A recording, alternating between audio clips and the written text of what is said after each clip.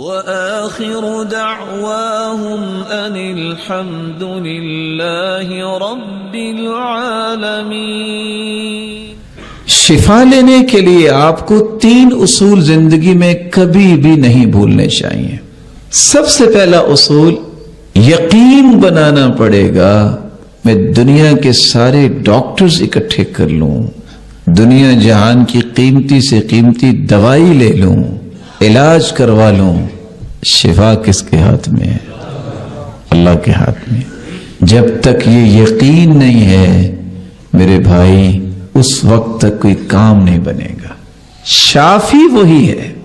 یہ پہلا یقین دل میں بٹھائیے کہ میں دنیا جہان سے علاج کروا لوں گا، جب تک ادھر سے آرڈر نہ ہوا کچھ نہیں ہوگا، جب تک اس کا فیصلہ نہ ہوا تو کچھ نہیں ہوگا۔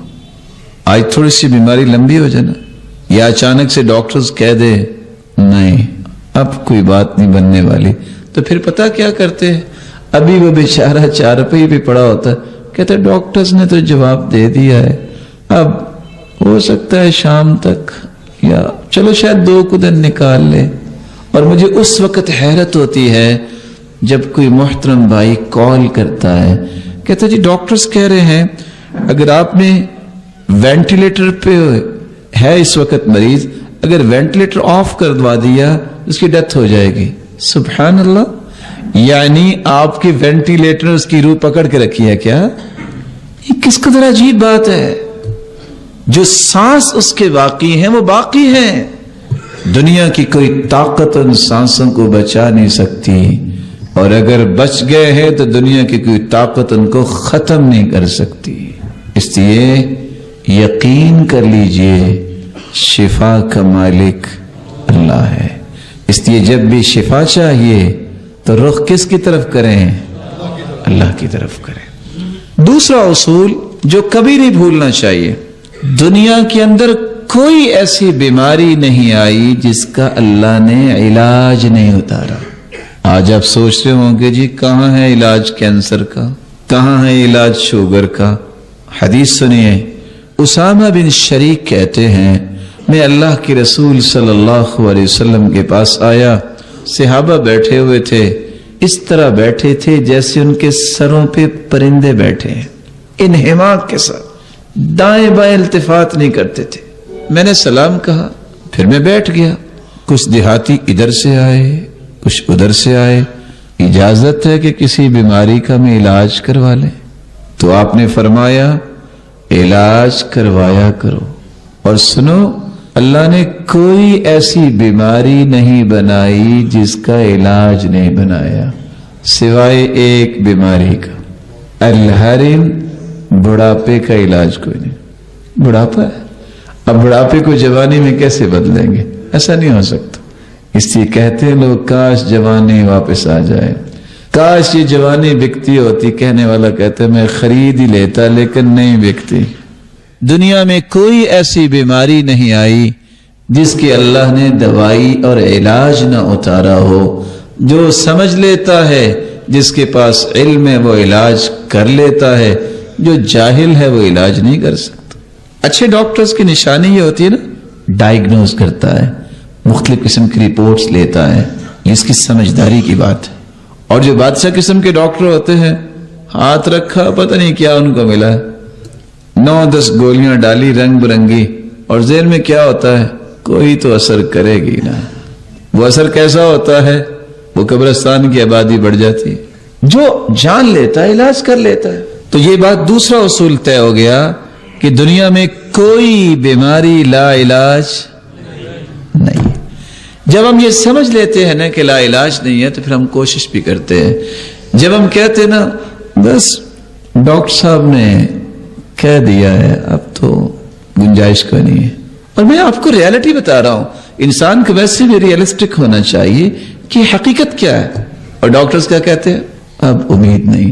18 سال اگر بات مان لی جائے لکھنے والوں کی، سیدنا ایوب علیہ السلام بیمار رہے، اگر ان کو اللہ شفا دے سکتا ہے تو 18 دنوں کے بعد نہیں دے سکتا؟ کیوں جی؟ دے سکتا ہے۔ تو اللہ پہ یقین کرنا چاہیے۔ میرے اور آپ کے سامنے کوئی چیز لا علاج ہے، میرے اور آپ کے نظریے میں کوئی چیز مستحیل ہے، یہ پابندیاں ساری میرے اور آپ کے لیے ہیں، اس کے سامنے بھی کوئی چیز محال ہے، اس کے سامنے بھی کوئی مستحیل ہے۔ ایمان بنائیے، اللہ سے تعلق مضبوط کیجئے۔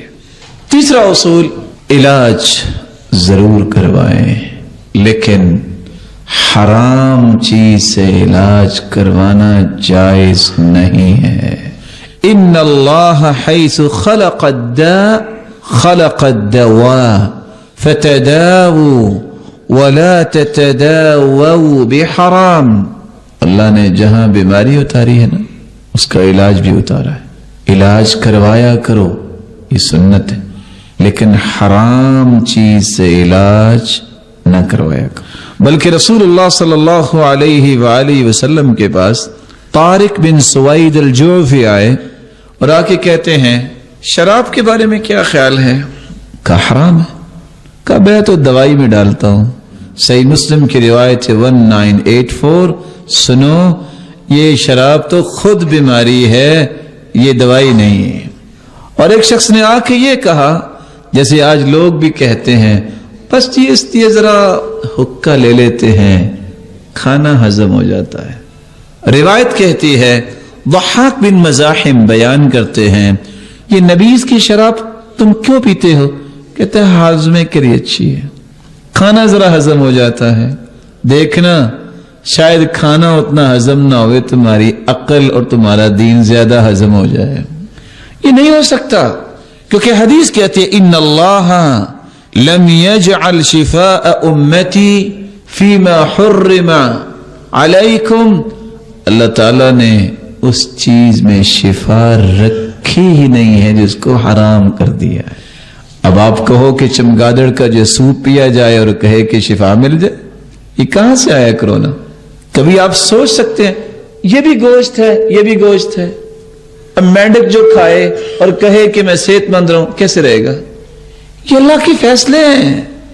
اللہ ذوالجلال کی بنائی ہوئی حدود، اس سے تجاوز کرنے والا کیسے صحت مند ہو سکتا ہے؟ تو 3 اصول آپ نے سنے۔ پہلا اصول، شفا دینے والا کون ہے؟ دوسرا اصول، دنیا میں کوئی بھی بیماری آئی ہے تو اس کا علاج بھی آیا ہے۔ تیسرا اصول، علاج کروانا سنت ہے لیکن کیسے کرواؤ؟ حلال۔ جی فلاں نے کہا تھا کہ بچہ ایپیلیپسی کی تکلیف میں ہے، لو یہ بھی کوئی بات ہے، آپ خرگوش ذبح کرو، جب خون بہرا ہوگا ایک چمچ لو، اس کو پلا دو۔ اعوذ بوجہ اللہ انما حرم علیکم المیت والدم ولحم الخنزیر وما اہل لغیر اللہ، اللہ نے حرام کیا ہے مردار کو، والدم او دمن مسفوحا بہتا ہوا خون، خنزیر اور جو غیر اللہ کے نام سے موسوم کیا جائے، یہ چاروں کی چاروں چیزیں حرام ہیں۔ شفا کیسے آئے گی؟ ٹھیک ہے آپ کی محبت اس محترم ڈاکٹر صاحب کے ساتھ ہوگی، لیکن جو شریعت کے مخالف ہے میرے بھائی وہاں محبت کام نہیں دیتی۔ جس کو اللہ نے حرام کہہ دیا ہے اس سے علاج کروانا جائز نہیں ہوگا۔